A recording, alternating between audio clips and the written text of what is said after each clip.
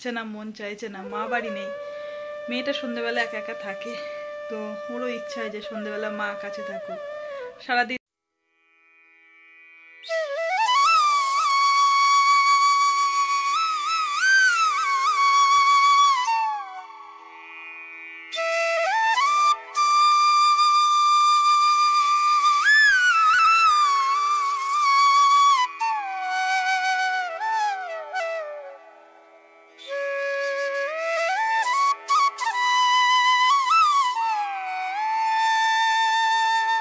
Good morning বন্ধুরা, কেমন আছো সবাই? আশা করি সকলে ভালো আছো, সুস্থ আছো, আর আমিও কিন্তু বেশ ভালো আছি।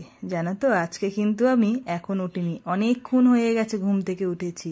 বেশ কিছুটা কাজ করছিলাম রান্নাঘরে। আর এখন যেহেতু মর্নিং স্কুল হচ্ছে, সকালবেলা উঠে পরীকে টিফিন বানিয়ে দিয়েছি, আজকে রুটি আর আলু ভাজা বানিয়ে দিয়েছি।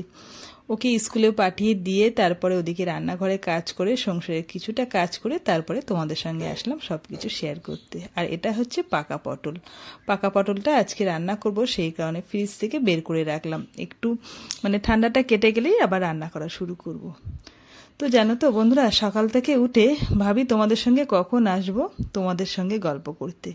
ওই যে এ কাজ ও কাজ সে কাজ করতে করতে কতটা সময় পার হয়ে যায় নিজেই বুঝতে পারি না। তো যাই হোক, এখন তো আসলাম তোমাদের সঙ্গে গল্প করতে, তাই না? আর বেশ কিছুটা জামা কাপড় ভাবছি কাচতে দিয়ে দিই, আর বেশ কিছুটা কালকের জামা কাপড় আছে সেগুলো মেলে দেব। রাতে যখন ঘুমাতে যাই ভাবি যে সকাল সকাল উঠবো কালকে, আর সমস্ত কাজ সকাল সকাল করব। ওই যে ঘুম ভাঙে না, কি করব বলো? এখন তো পড়ি একটা কাজ করেছে, সকালবেলা ফোনে অ্যালার্ম দিয়ে রাখে, যেহেতু ও উঠতে পারে না, ওর আবার সকালে টিউশন আছে, স্কুল আছে, ওর সঙ্গে সঙ্গে চেষ্টা করি আমিও উঠে পড়া। তারপরে দেখি ঘুম থেকে উঠে কোন কাজটা আগে করব। জানো তো, ভাবি যে এই কাজটা আগে হাত দিলে মনে হয় তাড়াতাড়ি আজকে কাজটা কমপ্লিট হবে, বা ওই কাজটা আগে করি। কোনো সময় চেষ্টা করি বাইরের কাজগুলো আগে করে নেওয়ার, আবার কোনো সময় চেষ্টা করি ঘরের কাজগুলো আগে করে নেওয়ার, কিন্তু লাস্টে গিয়ে দেখি সেই একই সময়ে শেষ হয়, বুঝতে পারি না যে কোন কাজটা আগে করব। তো যাই হোক, আজকে জানো তো ওই ব্যবসার দিকে রান্নাঘরে সমস্ত কাজ সেরে তারপরে ঢুকেছি আমি এই রান্নাঘরে, আমার সংসারের রান্নাঘরে। যাই হোক, আজকে সকালবেলা খাওয়া নিয়ে অতটা চাপ নেই, পরির জন্য টিফিন বানিয়ে দিয়েছি, ওর জন্যই আমার বেশি চিন্তা। ও একটু খেতে ভালোবাসে, আর সময় করে ওকে খেতে না দিলে ও ভীষণ রেগে যায়। অনেকটা কাজ করলাম, যেহেতু রান্নাঘরে কাজ করছিলাম, উঠেছি তো অনেকক্ষণই হয়ে গেল, তোমাদের সঙ্গে বললাম। আর এদিকে ভাতটা বসিয়ে দিয়েছি, ভাবছি এদিকে পাকা পটলগুলো তৈরি করে নিই। এটা অনেকটা খাটনি আছে, যেহেতু আমরা অনেক সময় পাকা পটল এমনি তেলে করে ভাজি, তোমাদের দাদারা আজকে একটু ইচ্ছে হলো পাকা পটলটা একদম মিক্সচারে পেস্ট করে পেঁয়াজ আদা রসুন লঙ্কা দিয়ে একদম কষা কষা করতে। তো মিক্সচারে দেবো না, আমি ভাবছি চামচ দিয়ে পুরো দুটো বোটা এখান থেকে আর এখান থেকে একটু কেটে নেবো, নিয়ে বোটা কেটে চামচ দিয়ে বের করে নিয়ে তারপরে তেলের মধ্যে দিয়ে সব মশলা দিয়ে কষা করবো। তো এগুলো ধুতে হবে আর এখন এগুলো বার করতে হবে। ঠিক আছে, চলো। আজকে কিন্তু খুব গরম পড়েছে, জানো না, এত গরম লাগছে, কাজ করার মতো না।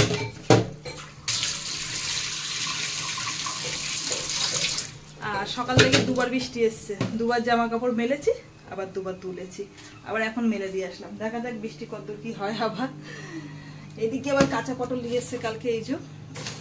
আর কালকে জানো তো পেঁপের তরকারি খাবো বলে পেঁপেটা কেটেছে, দেখছি ডাসা। তো লাস্টে ওই কলা দিয়ে আলু দিয়ে আর পটল দিয়ে মাছ দিয়ে করলাম, পেঁপে আর হলো না। ঠিক আছে, চলো এগুলো তৈরি করে নিই। পড়ি তো স্কুলে গেছে, মর্নিং স্কুল হচ্ছে। সকাল টাইমটা একটু তাড়াহুড়ো বেঁধে যাচ্ছে, যেহেতু সকালবেলায় স্কুলটা আছে, তো একটু দেরি করে যেটা ওঠা হতো সেটা আর হচ্ছে না, তাড়াহুড়ো করে উঠতে হচ্ছে। সমস্ত ব্যবসার কাজ কমপ্লিট, আর এখন দোকানে যেতে হবে। ইচ্ছা করছে না, মন চাইছে না, মা বাড়ি নেই, মেয়েটা সন্ধ্যেবেলা একা একা থাকে, তো ওরও ইচ্ছা হয় যে সন্ধ্যেবেলা মা কাছে থাকুক। সারাদিন তো ও কর্ম পড়াশোনা নিয়ে ব্যস্ত থাকে, সারাদিন ও ব্যস্ত থাকে, আমি আমার সংসারের সমস্ত কাজ নিয়ে ব্যস্ত থাকি।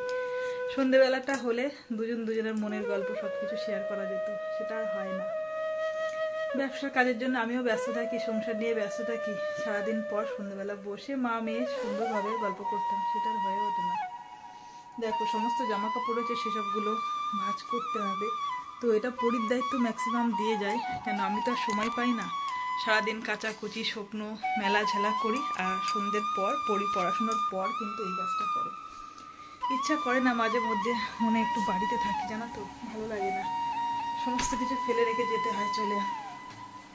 দেখো রান্নাঘরের অবস্থা, সকালবেলা সমস্ত পরিষ্কার জরিষ্কার করে শুরু করে দিই নতুন করে, আবার দিনের শেষে আবার সমস্ত করে শুরু করতে হয়। কিন্তু ওই যে বিকেলবেলা যে টাইমটা মেয়েদের সংসারের সমস্ত কাজ করতে হয় সেই টাইমটাই কিন্তু আমি চলে যাই দোকানে, ওই জন্য আর হয়ে ওঠে না। যতটুকু পারি চেষ্টা করি করে রেখে যাওয়া।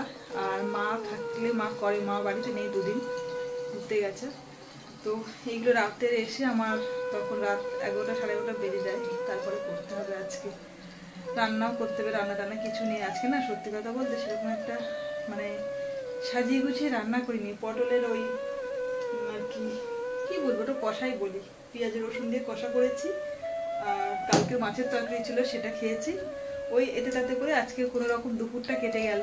এবার রাতে করবো, এসে ভাতও করতে হবে আর বাবার জন্য রুটি করতে হবে, যেহেতু বাবা ভাত খায় না, আর তরকারি করবো, সব রাতে এসে করব। আর এটা দোকানে নিয়ে যাব বলে জলটা ভরে নিলাম, দোকানে যাওয়ার সময় হয়ে গেছে, এখন বাজে হচ্ছে 5:30 বাজে।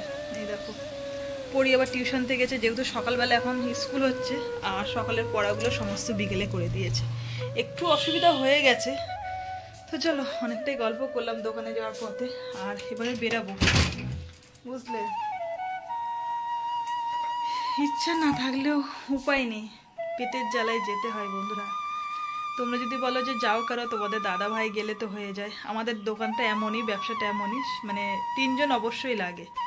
তো সেই কারণে বাবার এখন বয়স হয়ে গেছে, বাবাই 2-1 দিন হচ্ছে যাচ্ছে, কিন্তু বাবা আবার চলে আসে, বাবা অনেকক্ষণ থাকতে পারে না, কষ্ট হয়, তো সেই কারণে আমার যেতে হয়। চলো আবার রাতে এসে তোমাদের সঙ্গে গল্প করব। তো এখন হচ্ছে সকাল, কালকে ভিডিওটা আমি রাতে আর শেষ করতে পারিনি, কেননা দোকান থেকে বাড়ি এসেছি অনেক রাত হয়ে গেছে, তারপরে এসে এতটা পরিমাণে চাপ ছিলাম, মানে চাপের মধ্যে ছিলাম, ভিডিওটা আর শেষ করিনি। রাতে এসে আবার কিছুটা রান্না বান্না করেছি, বাসন কুসন ছিল সেগুলো মাজা ঘষা করেছি। বুঝতেই পারছো, এক জায়গা থেকে কষ্ট করে এসে বাড়িতে এসে আর ইচ্ছা করে না কষ্ট করতে, কিন্তু কি করব বন্ধুরা বলো, আমার তো এটাই কপালে লেখা আছে যে মেয়েদের জীবনে কষ্ট অবশ্যই লেখা থাকে, বিশেষ করে আমার জীবনে যেন বেশি আছে। তো যাই হোক, সব কিছু হাসি মুখে আমি সারাদিন করতে ভালোবাসি, আমার খুব একটা অসুবিধা হয় না, কষ্ট হলেও একটু বসে নিই, জিরিয়ে নিই, তারপরে আবার কাজ করার চেষ্টা করি। তো চলো, কালকের ব্লগটা আমি এখানেই শেষ করছি, সবাই ভালো থেকো, সুস্থ থেকো, আজকের মতন সবাইকে